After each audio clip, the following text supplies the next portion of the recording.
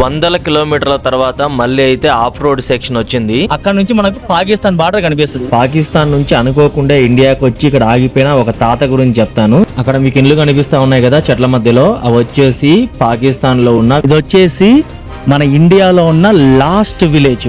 అక్కడ మిమ్మల్ని శత్రువులు గమనిస్తా ఉంటారు, తస్మాత్ జాగ్రత్త. మనం వచ్చేసి ఊరంతా తిరిగాము ఫుడ్ కోసం, ఎక్కడ దొరకలేదు. Hello friends, good morning. మనం ఇప్పుడు ఎక్కడ ఉన్నాం? తుర్తుక్. ఇక్కడ నుంచి మనం తొంగి చూస్తే ఏం కనిపిస్తుంది మనకి? జస్ట్ పాకిస్తాన్. సో మనం ఇప్పుడు వచ్చేసి ఇండియాలో ఉన్న లాస్ట్ విలేజ్ లో ఉన్నాము. దీని పేరు తుర్తుక్. ఇక్కడ నుంచి మనం 12 కిలోమీటర్లు వెళ్ళామంటే తాంగ్ అనేసి ఒక క్యాంప్ వస్తుంది. అక్కడ నుంచి మనకు పాకిస్తాన్ బార్డర్ కనిపిస్తుంది. ఈ ఊర్లో వచ్చేసి దాదాపు 3000 మంది ఉంటారు.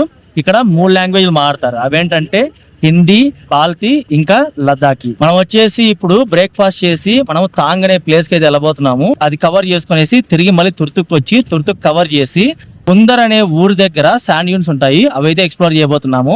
మనం ఫైనల్ గా ఇవాళ నైట్ లే సిటీకి వెళ్ళకైతే ట్రై చేయబోతున్నాము. సో ఈ వీడియో చాలా ఇంట్రెస్టింగ్ ఉంటది. ఇక్కడ నుంచి మనం పాకిస్తాన్ బార్డర్ ఇవన్నీ చూడబోతున్నాము. సో వీడియోని చివరి దాకా చూడండి, వీడియోని లైక్ చేయండి, ఛానల్ ని సబ్స్క్రైబ్ చేసుకోండి, వీలైతే మీ ఫ్రెండ్స్ కి కూడా షేర్ చేయండి. ఎస్, మనం ఒక చిన్న వాటర్ ఫాల్ కోసం ఎక్కడికి పోతాం కదా, ఇక్కడ ర్యాండమ్ గా రోడ్డు మీద నడుచుకుంటూ వెళ్తా ఉన్నాను. ఇక్కడ చూడండి లొకేషన్ ఎలాగుందో.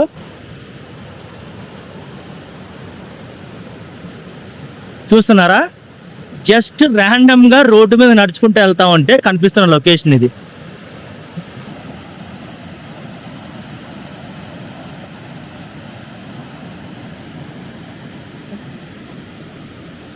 తర్వాత ఇక్కడ చూసారంటే ఆ బ్రిడ్జ్ ఉంది కదా, ఆ బ్రిడ్జ్ మీద నుంచి ఇలాగ నడుచుకుంటూ వెళ్ళారంటే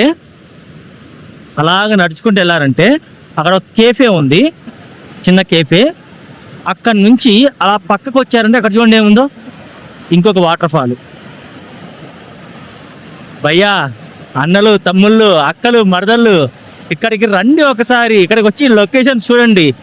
ఏ సీన్ చూసినా, ఏ లొకేషన్ చూసినా కానీ అదిరిపోయేలాగుంది.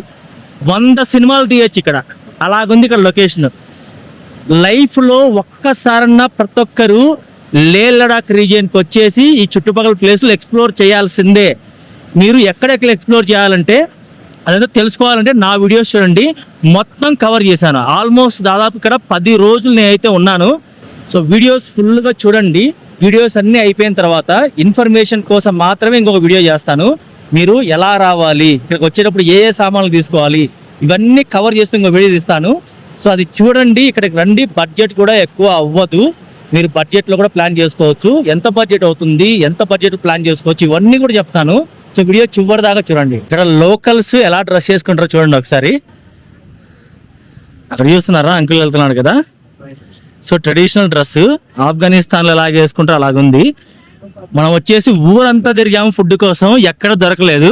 చివరిగా ఈ షాప్కి వచ్చాము. ఈ షాప్ ఎక్కడ ఉందంటే అక్కడ బ్రిడ్జ్ చూసారు కదా, ఆ బ్రిడ్జ్ దగ్గర నుంచి ముందుకు వస్తే ఈ షాప్ వస్తుంది. అరే, ఆ బ్రిడ్జ్ గురించి మాకు తెలియదు, అక్కడ నుంచి ఇలా రావాలరా అంటారా? వర్రీ అవ్వద్దండి. బేగమ్స్ కిచెన్ అనేసి ఇక్కడ సెర్చ్ చేయండి. ఆంటీ కూడా గూగుల్లో లొకేషన్ ఉందంట ఆంటీది. ఆంటీ ఇక్కడ తయారు చేసే వంటలన్నీ మెన్యూ పెట్టిందంట గూగుల్లో. లోపలికి వెళ్ళేసి ఆంటీ గారితో ఒకసారి మాట్లాడదాం. आंटी जी नमस्कार, नाम क्या है जी आपका? आबिदा बेगम। ये डिश का नाम क्या बोला आप? ये जो है मस्त किसिर बना रहे हो। మనం ఇప్పుడు తినబోతున్న ఫుడ్ లోకల్ ఫుడ్, దాని పేరు వచ్చేసి మోస్కోర్ కిసిర్. సో ఆంటీ వచ్చేసి మీరు ఒక ప్లేట్ ట్రై చేయండి, బాగుంటేనే నెక్స్ట్ ఆర్డర్ చేయని చెప్తుంది. సో తినేసి ఇక్కడ చూడండి కిచెన్ ఎలాగుందో, కిచెన్ సెటప్ అంతా ఎలాగుంది. సో లోకల్ ఫుడ్ మనం ట్రై చేయబోతున్నాము లోకల్ స్టైల్లో. అది తిన్న తర్వాత మనకు నచ్చిందంటే మళ్ళీ ఇంకోసారి కూడా ఆర్డర్ చేద్దాం. పేరు వచ్చేసి మాస్కోట్ కిసిర్. తిన్నాం పక్కన పెడితే లైఫ్లో దాని పేరు కూడా ఇప్పుడు దాకా వినలేదు. సో మనం ట్రావెల్ చేస్తున్నప్పుడు ద బెస్ట్ థింగ్ అయితే ఇదే. రకరకాల ప్లేసులకు వెళ్తాము, కొత్త మనుషులు పరిచయం చేసుకుంటాము, కొత్త ఫుడ్స్ తింటాము. చివరికి మిగిలేది ఈ మెమరీసే మనకి లైఫ్ లో మిగిలేది. ఎందుకంటే ప్రతిరోజు అన్నం పప్పే తిన్నాం అనుకోండి, మీకు నిన్నటికి ఈ రోజుకి తేడా తెలియదు. సో లైఫ్ లో ఏదైనా కొత్తగా చేస్తుంటేనే మీకు నిన్నటికి ఈ రోజుకి డిఫరెన్స్ తెలుస్తుంది, అదొక కొత్త మెమరీ లాగా మిగిలిపోద్ది. సో ట్రావెల్ చేయండి గైస్. మోస్కోట్ కిసిర్ నేను చూపిస్తాను, ప్రైస్ ఎంత చూపిస్తాను, ఒకసారి ప్రైస్ చూడండి.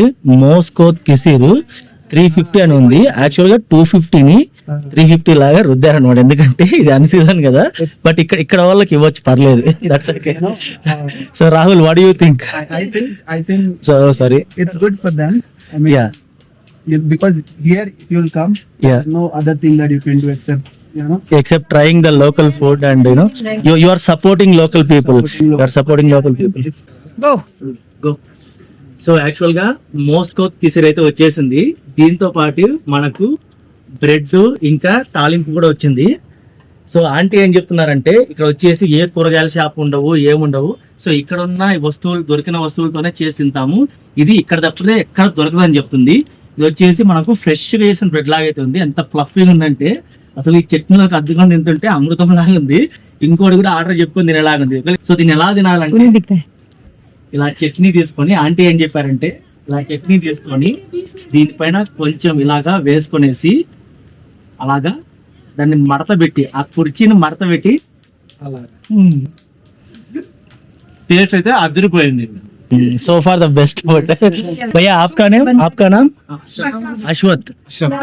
అష్రఫ్. ఆంటీ జీ ఆప్కా మదర్. మనం ఆంటీ దగ్గర ఫుడ్ తిన్నాం కదా, ఫుడ్ వచ్చేసి ఆ మెయిన్ ఐటమే 350 రూపాయలు అని ఉంది మెన్యూలో. తర్వాత ఇంకొక బ్రెడ్ ఐటమ్ తీసుకున్నాము, అదొక 300 రూపాయలు ఉంది. రెండు కలిపితే 650 రూపాయలు అవుతాయి. 3 టీలు తీసుకున్నాము, ఒక్కోటి 70 రూపాయలు ఉంది. అది కూడా యాడ్ చేసామంటే దాదాపు 860 రూపాయలు అవుతాయి. కానీ ఆంటీ మన దగ్గర అంత డబ్బులు తీసుకోలేదు, 550 రూపాయలు మాత్రమే తీసుకుంది. ఇంకొక విషయం ఆంటీ ఏం చెప్పిందంటే, ఇలాగ మీరు వచ్చినట్లే కాశ్మీర్ నుంచి ఒక అతను వచ్చాడు కొద్ది రోజుల ముందర. అతను కూడా మీకు ఎలా చేసి పెట్టాను అలాగే చేసి పెట్టాను. కానీ అది తిన్న తర్వాత ఇదేం ఫుడ్, ఏం బాగుంది, ఎవరు తింటారు, ఇలాగంతా మాట్లాడాడంట. దాని తర్వాత ఆంటీని డబ్బులు ఎంత అని అడిగాడంట, బిల్ ఎంత అని అడిగాడంట. ఆంటీ చెప్పారంట, తమ్ముడు నీకు ఫుడ్ నచ్చలేదు కదా, సో నువ్వు డబ్బులు ఇవ్వాల్సిన అవసరమే లేదు. నీకు కడుపు నిండింటే, నీకు నా ఫుడ్ నచ్చింటే అప్పుడు మాత్రం నేను డబ్బులు తీసుకుంటాను. నీకు నచ్చలేదు కాబట్టి నేను డబ్బులు నీ దగ్గర తీసుకోలేను అనేసి 1 రూపాయి కూడా తీసుకోలేదంట. 550 రూపీస్ చెప్పింది, 600 ఇచ్చిందంటే వద్దు 500 తీసుకోండి అని చెప్పింది. సో కానీ 600 రూపీస్ ఇచ్చేసి వచ్చాం. సో చూసారా, చాలా మంచి పర్సన్స్ ఇన్ టుక్. చూసారా, 550 అయితే మనం 600 ఇస్తే కూడా ఆంటీ వద్దని చెప్పిందంట. నేను అక్కడ బిల్ ఇచ్చినప్పుడు నేను లేను, మా బ్రదర్ ఉన్నాడు. తర్వాత బలవంత పెడితే లాస్ట్ లో తీసుకుంది, లేదంటే లేదు 550 రూపాయల బిల్ అయితే నాకు అంతే ఇవ్వని జరనింది. సో ఇటువంటి వాళ్ళు ఇక్కడ ఉన్నారంటే నమ్మలేకపోతున్నాను ఈ కాలంలో. మనకు మనము బై మిస్టేక్ డబ్బులు ఎక్కువ ఇచ్చేసి వెళ్ళిపోతుంటే పిలిచే వాళ్ళు కూడా లేరు. అలా కాకుండా మనకే మనం ఇస్తున్నా కానీ వద్దు, బిల్ ఇంత అయింది అంతే ఇవ్వండి అని చెప్పేవాళ్ళు ఎవరుంటారు ఈ కాలంలో. అదే కాకుండా ఇక్కడ దారిలో వెళ్తా ఉంటే అందరికి జస్ట్ హాయ్ చెప్తా ఉన్నాను. అందరూ ఎంత చిక్కగా నవ్వుతూ పలకరిస్తున్నారంటే అసలు చాలా హ్యాపీగా అనిపిస్తూ ఉంది. ఇక్కడున్న ప్లేసుల్ని పక్కన పెడితే ఇక్కడున్న మనుషుల కోసమే రావచ్చు ఒకసారి.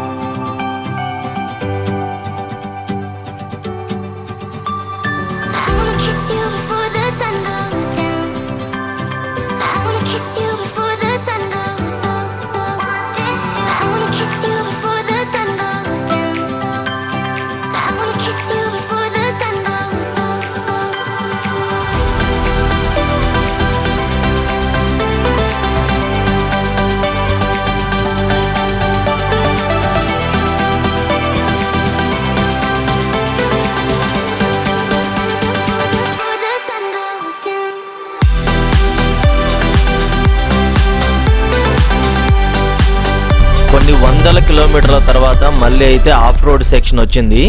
ఇదే రూట్లో మేము 6 years బ్యాక్ ఇక్కడికి వచ్చినప్పుడు అయితే 80% రోడ్ ఉండేది కాదు, 80% ఆఫ్ రోడ్ ఉండే, ఓన్లీ 20% రోడ్లు ఉండేవి. కానీ ఇప్పుడైతే 80% రోడ్లు ఉన్నాయి, ఓన్లీ అక్కడక్కడ మాత్రం ఒక 10 to 20% మాత్రమే ఆఫ్ రోడ్ చిక్కుతా ఉంది. సో మనం 4x4 తార్లో వచ్చాం కదా, మనకి ఎప్పుడు ఆఫ్ రోడ్ చిక్కితే అప్పుడు చాలా హ్యాపీగా అనిపిస్తుంది. ఒకసారి మీరు కూడా విజువల్స్ చూసి ఎంజాయ్ చేయండి.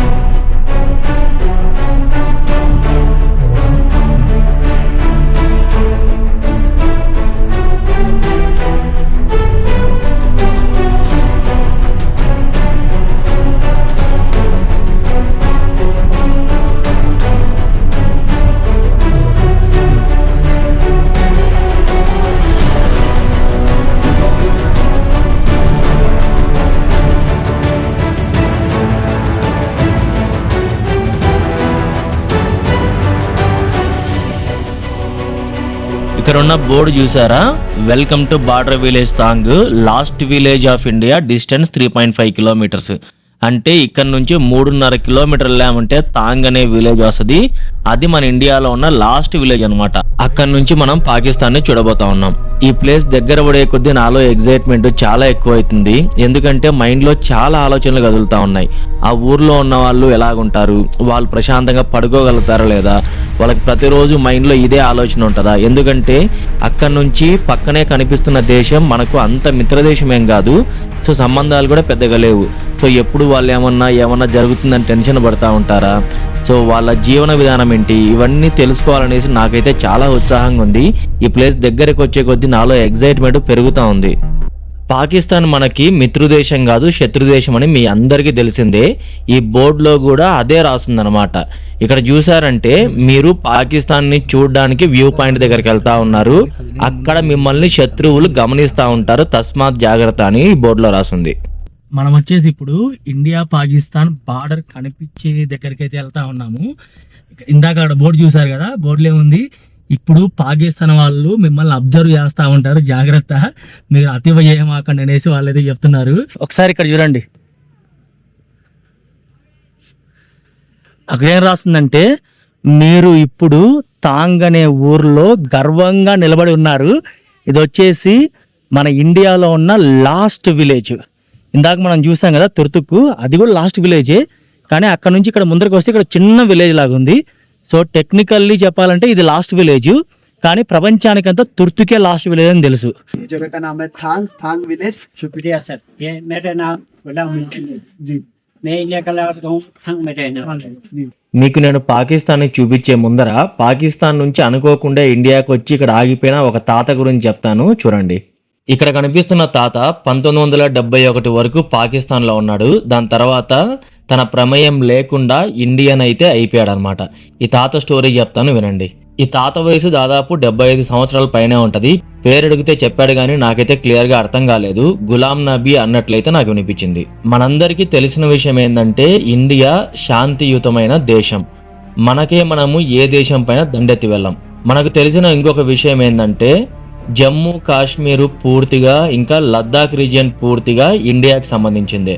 కానీ మనం శాంతియుతంగా ఉండడం వల్ల పాకిస్తాన్ వచ్చేసి కాశ్మీర్లో కొంత భాగాన్ని అయితే ఆక్రమించుకుంది. దాన్ని పాక్ ఆక్యుపైడ్ కాశ్మీర్ అంటారు, ఇంగ్లీష్లో POK అంటారనమాట. ఎంత మంచోళ్ళకైనా కానీ ఇలాగ ఆక్రమించుకుంటూ వెళ్తే కోపం వస్తుంది కదా. ఇండియాకి కూడా అలాగే కోపం వచ్చేసి చాలా భూభాగాన్ని అయితే చాలా పోరాటాలు చేసి తిరిగి మనం సొంతం చేసుకున్నాం. ఆ పోరాటాల్లో ఒకటే తుర్తుక్ బ్యాటిల్ అన్నమాట. ఇది వచ్చేసి 1971లో జరిగింది. ఇదైతే డిసెంబర్ 8వ తేదీ నుంచి 14వ తేదీ వరకు, అంటే 6 రోజుల పోరాటం జరిగింది.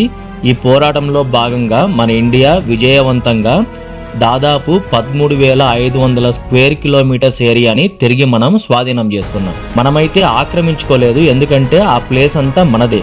సో అందుకు దాన్ని నేనేం చెప్తున్నానంటే తిరిగి దక్కించుకున్నామని చెప్తున్నాను, లేదంటే స్వాధీనం చేసుకున్నామని చెప్తున్నాను. మనం వేరే వాళ్ళ ప్లేస్ని దౌర్జన్యం చేసి లాక్కుంటే దాన్ని ఆక్రమించుకోవడం అంటారు. కానీ ఈ ప్లేస్ అంతా మనదే అన్నమాట, ఇండియాకి సంబంధించిందే. అందుకు మనము యుద్ధం చేసి పోరాటం చేసి దాన్ని తిరిగి మన స్థలాన్ని మనం దక్కించుకున్నాం. ఈ పోరాటం అయిపోయిన తర్వాత ఈ 13,500 స్క్వేర్ కిలోమీటర్లలో చాలా ముఖ్యమైన కొంచెం భూభాగాన్ని ఇండియా పెట్టుకునేసి మిగిలిన భూభాగాన్ని తిరిగి పాకిస్తాన్కి అయితే ఇచ్చేసింది. మనం ఎంత భూభాగాన్ని పెట్టుకున్నామంటే 580 స్క్వేర్ కిలోమీటర్ల భూభాగాన్ని పెట్టుకున్నాం. అంటే దాదాపు మన హైదరాబాద్ ఉంది కదా, హైదరాబాదు లేదంటే వైజాగ్, అంత స్థలాన్ని పెట్టుకున్నాం. ఈ స్థలంలో వచ్చేసి 4-5 విలేజెస్ ఉన్నాయి. అందులో తుర్తుక్ ఒకటి, తాంగ్ ఒకటి, ఇంకా 2 విలేజెస్ ఉన్నాయి. ఈ విలేజెస్ స్ట్రాటజిక్గా చాలా ఇంపార్టెంట్ లొకేషన్లు అనమాట. అందుకు వీటిని పెట్టుకునేసి మిగిలిన స్థలాన్ని పాకిస్తాన్కి అయితే తిరిగి ఇచ్చేసినారు. ఇప్పుడు ఈ తాత స్టోరీ ఏందంటారా? ఈ తాత స్టోరీ ఏంటంటే ఈ తాత వచ్చేసి పాకిస్తాన్లో ఈ పక్కనే ఒక విలేజ్ ఉంటుంది, ఆ విలేజ్లో ఉండేవాడంట. డిసెంబర్ 1వ తేదీ ఎవరో బంధువుల్ని కలవడానికి అనేసి ఇక్కడ తుర్తుక్ వచ్చాడు ఈ తాత.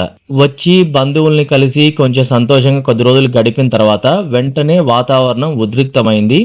ఎందుకంటే మన వాళ్ళు తిరిగి మన స్థలాన్ని స్వాధీనం చేసుకోవడానికి ప్రయత్నాలు మొదలుపెట్టారు. ఆ ప్రయత్నాలు విజయవంతంగా ముగిసి ఈ స్థలాలన్నిటినైతే మళ్ళీ మనం తిరిగి స్వాధీనం చేసుకున్నాం కదా. దానివల్ల ఈ తాత ఇక్కడే ఉండిపోయాడు. ఈ తాత ఏం చెప్పుకుంటూ వచ్చాడంటే దాదాపు 19 సంవత్సరాలు ఆ పాకిస్తాన్ చేతుల్లో ఉన్నాడంట. దాని తర్వాత ఇక్కడికి వచ్చిన తర్వాత ఇండియా పౌరసత్వం పుచ్చుకున్నాడు.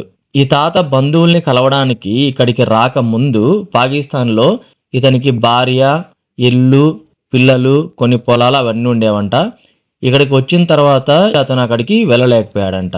సో అతనికి తల్లిదండ్రి కూడా ఉండేవాళ్ళంట.